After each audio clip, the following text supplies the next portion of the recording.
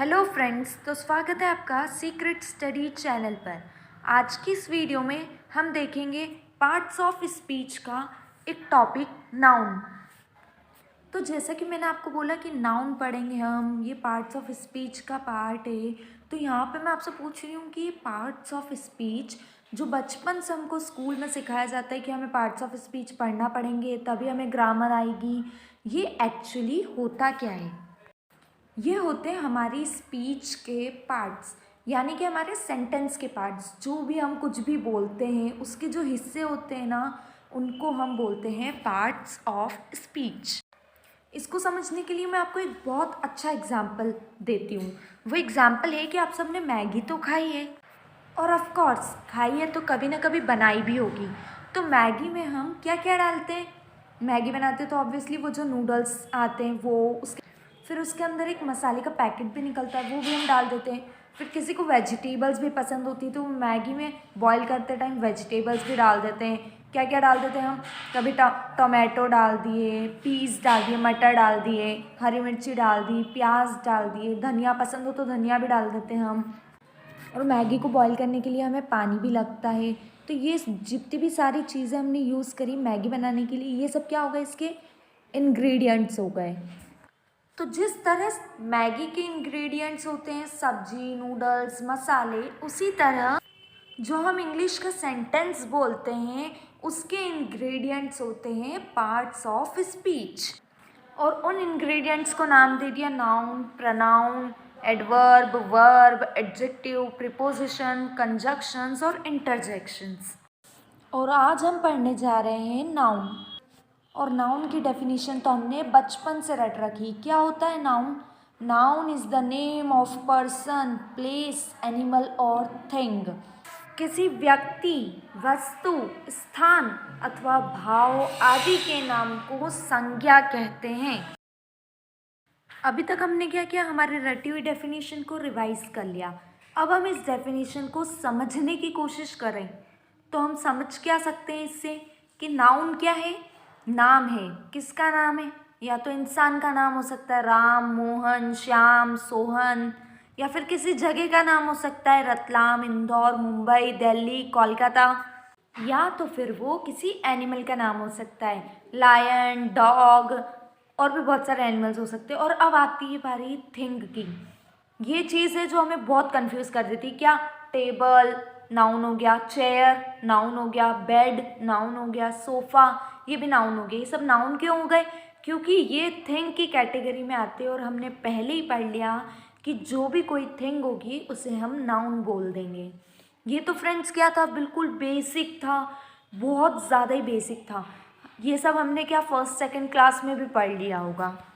लेकिन हमें दिक्कत तब आती है जब वर्ड्स आ जाते हैं हाई लेवल के, कर्टियस, काइंडनेस, ऐसे वर्ड्स आ जाएंगे तो हमें क्या पता चलेगा? ये तो ना किसी इंसान का नाम है, ना जगह का नाम है, ना जानवर का नाम है, और ना ही कोई चीज़ है। तो इसके लिए भी मेरे पास आपके लिए बहुत अच्छी ट्रिक है। उस ट्रिक को डिस्कस करने से पहले मुझे आपसे एक और बात डिस्कस करनी थी। क्या? कि यहाँ पे मैंने बोला पर्सन, प्लेस, एनिमल और थिंग। अब मैं अगर बर्ड की बात कर लूँ तो क्या वो नाउन नहीं होगा? क्या पिकॉक, पैरेट, ये सब नाउन नहीं होते? क्या होते हैं ये भी? तो इन शॉर्ट में मैं आपको ये बोलना चाह रही हूँ कि noun is the name of anything. किसी भी चीज़, कोई भी चीज़ हो, कुछ भी हो, अगर उसका नाम है तो वो क्या हो जाएगा? हमारा नाउन हो जाएगा, संज्ञा हो जाएगा। आ रही बात समझ में? अच्छा चलिए अब हम कुछ एग्जाम्पल्स बता देते हैं आपको। पहला एग्जाम्पल है ताजमहल। ताजमहल क्या है? एक जगह है, प्लेस है, इसलिए नाउन हो गया। दूसरा एग्जाम्पल है ट्री, यानी कि पेड़। पेड़ क्या है? कोई चीज़ हो गई, थिंग हो गई, जिसके को हमने एक नाम दे दिया, लिविंग थिंग हो गई है। अब हमारा तीसरा एग्जाम्पल है रोहन, मोहन। ये क्या हो गए? पर्सन के नेम हो गए, तो ये क्या हो गया? नाउन हो गया। अगला एग्जाम्पल है कार। कार क्या है? नॉन लिविंग थिंग है, तो ये नाउन हो जाएगी क्योंकि थिंग है। एलिफेंट एनिमल है, नाउन है। बलून थिंग है, नाउन है। हमने एग्जाम्पल्स भी देख लिए और कॉन्सेप्ट भी समझ लिया है। अब हम नाउन का क्लासिफिकेशन देख लेते हैं, उसके कितने टाइप्स होते हैं वो देख लेते हैं। नाउन को मेनली 5 कैटेगरीज में डिवाइड किया है। पहला है प्रॉपर नाउन, दूसरा कॉमन नाउन, तीसरा कलेक्टिव नाउन, चौथा एब्स्ट्रैक्ट नाउन और फिफ्थ कॉन्क्रीट नाउन। तो चलिए अब हम इनके बारे में थोड़ा डिटेल्ड वे में डिस्कस कर लेते हैं। सबसे पहला है प्रॉपर नाउन। प्रॉपर नाउन क्या होता है? नाउन है इसलिए नेम तो आएगा ही आएगा। देखो यहाँ पे भी proper nouns are the names, लेकिन काई का स्पेसिफिक पीपल, प्लेस, थिंग्स और आइडियाज़, किसी स्पेसिफिक चीज़ का। जैसे कि मैंने बोल दिया कि आपका नाम सोहन है, तो सोहन जो है ना यहाँ पे वो प्रॉपर नाउन है। क्यों? क्योंकि भाई सिर्फ आपका नाम सोहन है। अगला एग्जाम्पल लाल किला ले लेते हैं। लाल किला, रेड फोर्ट, क्या है ये प्रॉपर नाउन है क्या? हाँ है, क्योंकि हम सिर्फ उस स्पेसिफिक चीज़ की बात कर रहे हैं। अब कोई थिंग्स में ले लेते हैं, हम एक एग्जाम्पल थिंग्स का ले लेते हैं। क्या थिंग ले लें? पर्टिकुलर ब्रांड की टेबल का बोल दिया मैंने, या पर्टिकुलर ब्रांड की फुटबॉल बोल दी, निविया की फुटबॉल बोल दी, तो ये क्या हो गया? पर्टिकुलर हो गया, स्पेसिफिक हो गया, इसलिए ये प्रॉपर नाउन है। अब जैसे मैंने एक आइडिया ले लिया, मेरे को आइडिया आ गया नो स्मोकिंग, ये कोटेशन हो गया मेरे लिए, तो ये क्या स्पेसिफिक है, मैंने बनाया, मेरा वो बनाया हुआ है, तो ये क्या हो जाएगा? प्रॉपर नाउन हो जाएगा। अब एक और लाइन क्या लिखी है इसमें? Proper nouns should always be capitalised. मतलब कि जो प्रॉपर नाउन्स होते हैं ना, उनका जो फर्स्ट लेटर होता है वो हमेशा कैपिटल लेटर होता है। जैसे कि मैंने किसी का नाम लिखा सोहन, तो उसमें मुझे एस कैपिटल लगाना है। मैंने कोई जगह लिख दी ताजमहल, तो टी कैपिटल लिखना है। चलिए कुछ और एग्जाम्पल्स देख लेते हैं। मैंने बोल दिया यमुना रिवर, ये क्या है? प्रॉपर नाउन है, क्योंकि ये रिवर तो है लेकिन ये स्पेसिफिक रिवर है। अगला है फोर्ड कार, ये क्या है? ये भी प्रॉपर नाउन है। क्यों? क्योंकि मैंने कौन सी कंपनी बोल दी कार की? फोर्ड कार, स्पेसिफिक कर दिया मैंने उसे। अब मैंने आपको बोल दिया प्लैनेट अर्थ, तो मैंने क्या कर दिया? प्लैनेट को स्पेसिफिक कर दिया। कौन से प्लैनेट? भाई अर्थ। तो यहाँ पे क्या हो गया? ये हो गया प्रॉपर नाउन। ऐसे बहुत सारे एग्जाम्पल्स हो सकते हैं, बस वो स्पेसिफिक होना चाहिए, पर्टिकुलर होना चाहिए। जैसे कि मैंने बोल दिया डॉक्टर जेम्स वॉट। तो चलिए प्रॉपर नाउन्स तो हमने समझ लिए। अब हम बढ़ते हैं कॉमन नाउन्स की तरफ। कॉमन नाउन्स क्या होते हैं? Common noun is the generic name for a person, place और थिंग। मतलब क्या है इसका? देखो नाउन है इसलिए नेम तो आ गया। अब जेनेरिक नेम है, जेनेरिक मतलब जनरल नेम है। जनरल कैसे? जैसे सोहन, रोहन और मोहन तीनों खड़े हैं और मुझे तीनों को बुलाना है, तो मैं क्या बोलूँगी? सोहन तुम भी आओ, मोहन तुम भी आ जाओ, रोहन तुम भी आ जाओ। नहीं, मैं ऐसे नहीं बोलूँगी। बॉयज़ इधर आ जाओ, मैं ऐसे बोलूँगी कि बॉयज़ क्या है, उनको डिफाइन कर रहा है। अब मैंने आपसे कह दिया कि मुझे एक अच्छी सी कार खरीदनी है, मैंने क्या कर दिया? कार। कार यहाँ पे क्या हो गया? कॉमन नाउन हो गया।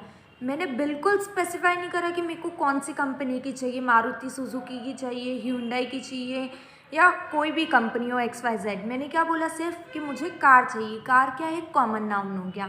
अब ऐसे ही मैंने बोल दिया कि कोल्ड ड्रिंक, मुझे कोल्ड ड्रिंक पीनी है, तो मैंने यही स्पेसिफाई नहीं करा कि मेरे को माज़ा पीनी है कि पेप्सी पीनी है, मैंने सिर्फ बोल दिया कि कोल्ड ड्रिंक पीनी है।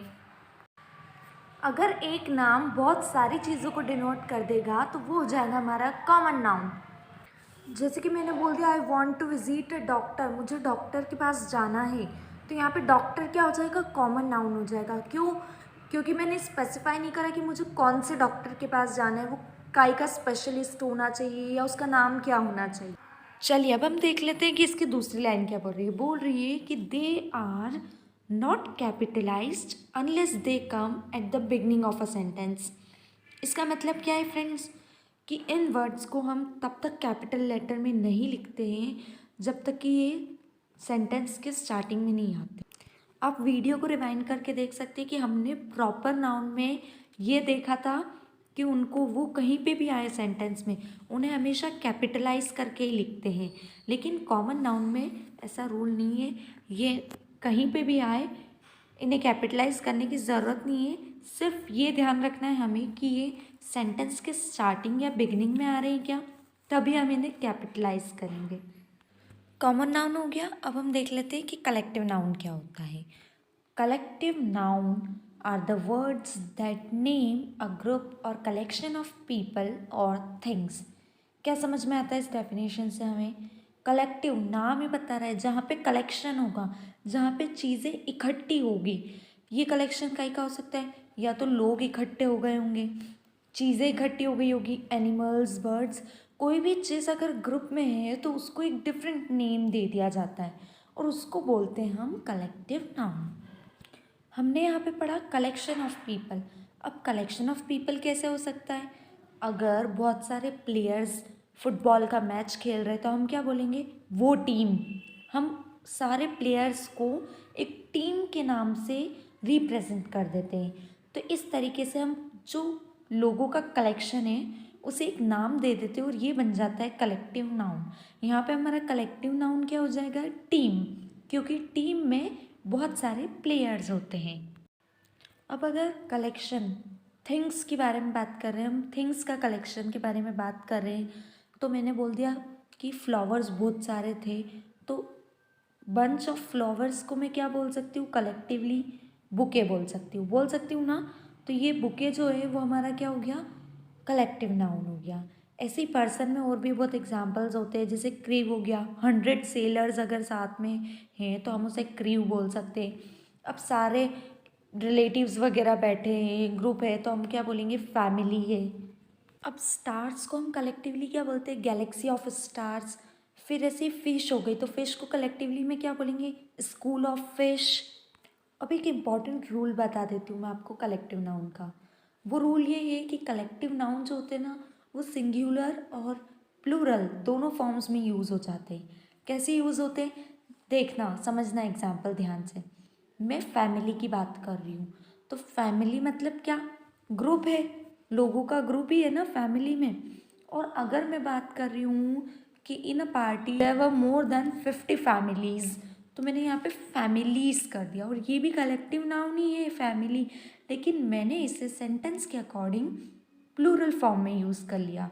ऐसे ही पहले वाले में मैंने क्या करा था? सिर्फ फैमिली बोल के इसे सिंगुलर सेंस में यूज़ कर लिया था।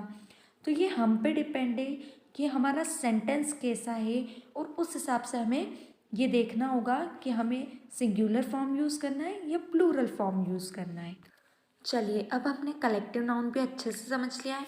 अब हम चलते हैं एब्स्ट्रैक्ट नाउन की ओर। Abstract noun is the name of a quality, action और स्टेट।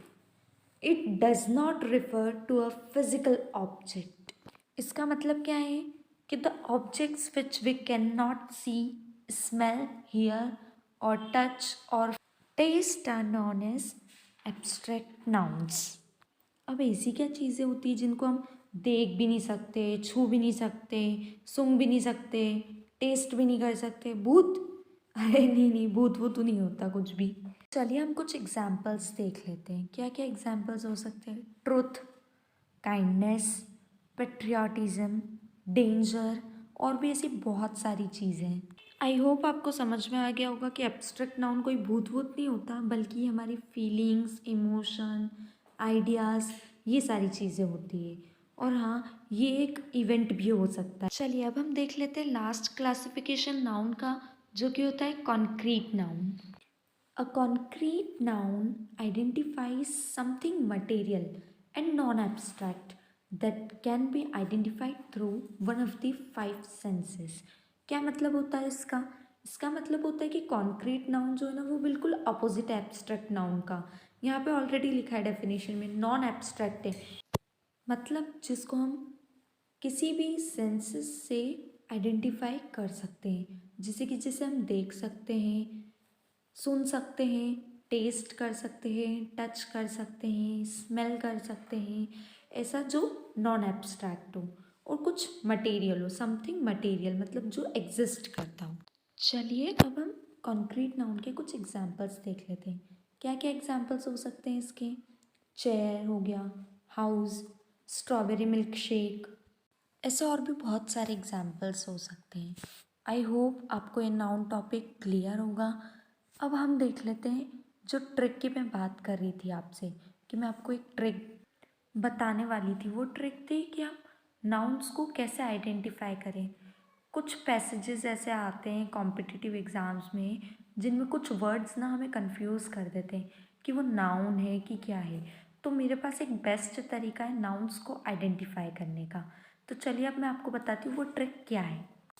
ट्रिक है कि जब भी किसी वर्ड के लास्ट में नेस आ जाए, जैसे कि काइंडनेस, ब्लाइंडनेस, तो वो डेफिनेटली नाउन होगा। जैसे कि और भी एग्जांपल्स है, सीकनेस हो गया, वीकनेस हो गया, ये सारे क्या है नाउन्स हो जाएंगे क्योंकि पीछे नेस आ गया। अगला वर्ड है सी वाई। अगर सी वाई दिख जाए ना तो ज़्यादा सोचना मत और समझ लेना कि वो नाउन है। इसके एग्जाम्पल्स हो सकते हैं जैसे ऑटोक्रेसी, सी वाई आ गया, लिटरेसी, सी वाई आ गया, नाउन है। डेमोक्रेसी, ब्यूरोक्रेसी, ऐसे बहुत सारे एग्जाम्पल्स हैं। चलिए अब अगला वर्ड है हमारा इज्म, ISM। इसके क्या एग्जाम्पल्स हो सकते हैं? Hinduism, patriotism. इसमें पीछे ISM आ रहा है ना, आंख बंद करके समझ जाओ कि क्या ये नाउन है। अगला वर्ड हम देख लेते हैं, क्या आना चाहिए?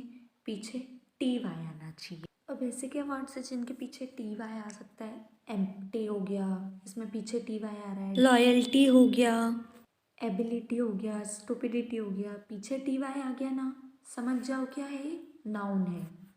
अब अगला वर्ड हम देख लेते हैं, क्या आना चाहिए लास्ट में कि हम समझ जाएं कि नाउन है। तो वो है शिप, SHIP। अब शिप कौन से वर्ड्स में आ सकते हैं लास्ट में? यहाँ पे तो एग्जाम्पल्स लिखे हैं मैंने, फ्रेंडशिप हो गया, टाउनशिप हो गया, ऐसे बहुत सारे एग्जाम्पल्स हो सकते हैं। सिटीजनशिप हो गया, लॉर्डशिप हो जाएगा, ऐसे बहुत सारे वर्ड्स होते हैं। हमें क्या ध्यान रखना है, लास्ट में शिप आ रहा है, नाउन है, आंख बंद करके लिख देना नाउन है। चलिए अब हम देख लेते हैं अगला वर्ड क्या है।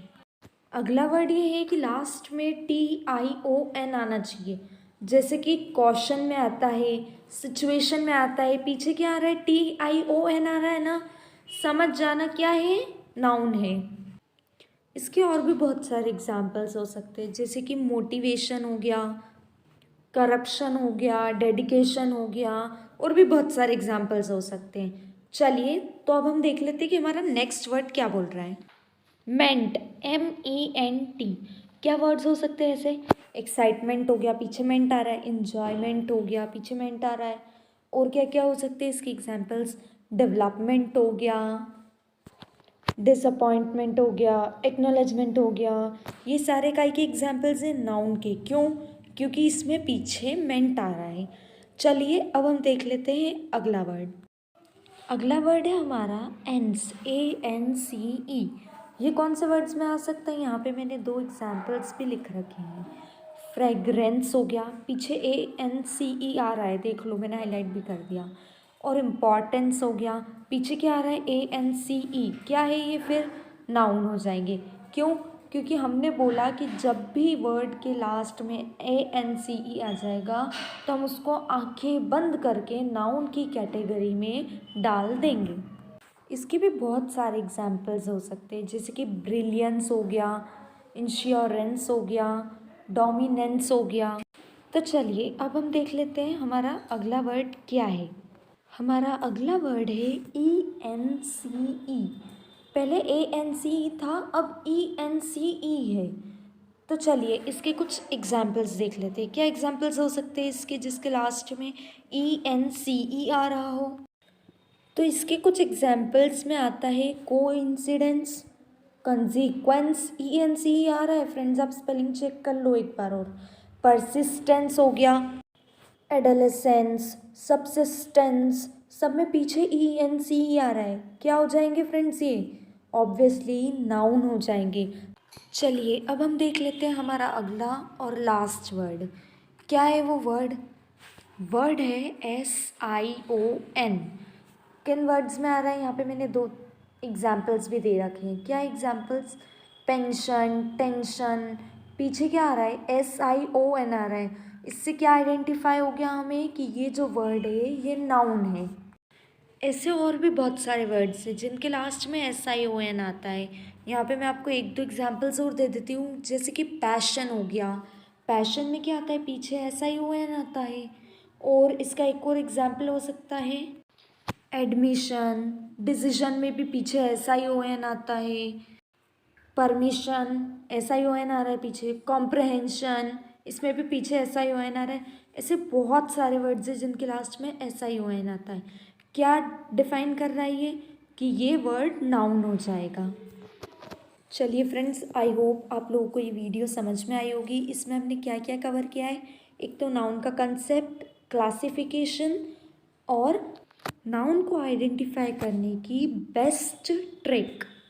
Thank you friends. अगर आपको हमारी ये वीडियो पसंद आई हो तो इसे लाइक, शेयर और सब्सक्राइब ज़रूर करें।